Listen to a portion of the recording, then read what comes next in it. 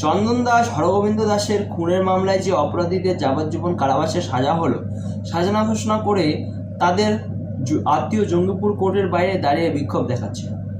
এই বক্তব্যের ভিডিও আমি ডিসক্রিপশন বক্সে দিয়ে দেবো, মন দিয়ে শুনুন আর দেখুন কিভাবে ঠান্ডা চোখে নিজেদের জাস্টিফাই করছে, নির্দোষ বলে দাবি করছে। পুলিশ প্রশাসন থেকে মুখ্যমন্ত্রী সবার ঘাড়ে দোষ দিচ্ছে।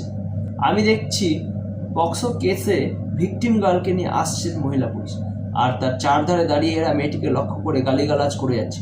মহিলা পুলিশের বাহুর মধ্যে পাখির ছানার মতো থরথর করে কাঁপছে বাচ্চা মেয়েটি। আপনারা জানেন কামদুনি ধর্ষণ মামলা অপরাধীদের বাঁচাতে একটা আলাদা কমিটি তৈরি করেছিল ওরা। কোর্টে ভিকটিমের ভাইকে দেখলে ঠান্ডা চোখে হুমকি দিত।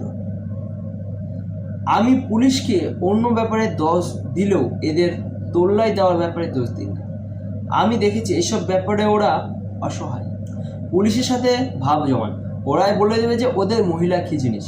একটা গ্রামে রেড করার সাহস নেই, করতে গেলে কোলে বাচ্চা নিয়ে পাথর ছুটবে, অপরাধীদের সেফ প্যাসেজ করে দেবে। ওদের মহিলাদের নিয়ে অলিক কল্পনা কাটান, স্কলারশিপ দিয়ে ইত্যাদি করার ভাবনা ছাড়ুন, আপনার ধারণাই নেই।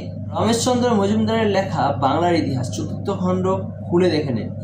নোয়াখালীর হিন্দু মহিলাদের তুলে এনে ঘর বন্ধ করে অত্যাচার করার সময় কারা বাইরে দাঁড়িয়ে হাসাহাসি করছিল স্পষ্ট লেখা আছে। সামনে থেকে এদের দাপট দেখলে কলকাতায় বসে 2 লাইনার বা অনুচ্ছেদ লেখা নিব্বানিব্বিদের প্যান্ট ভিজে যাবে।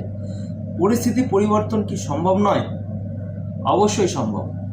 রাজনৈতিক ক্ষমতার পরিবর্তন করুন, দেখবেন কেঁচো হয়ে গেছে। তোল্লাই পেয়ে এদের সাহস বেড়েছে। পুনশ্চ ভিডিওতে দেখবেন এরা এদের উকিলের নাম করছে সিপিএমের সব্যসাচী চট্টরাজ। হরগোবিন্দ দাস, চন্দন দাস সিপিএম দলটাই করতো, কিন্তু সিপিএমের লজ্জা করে না?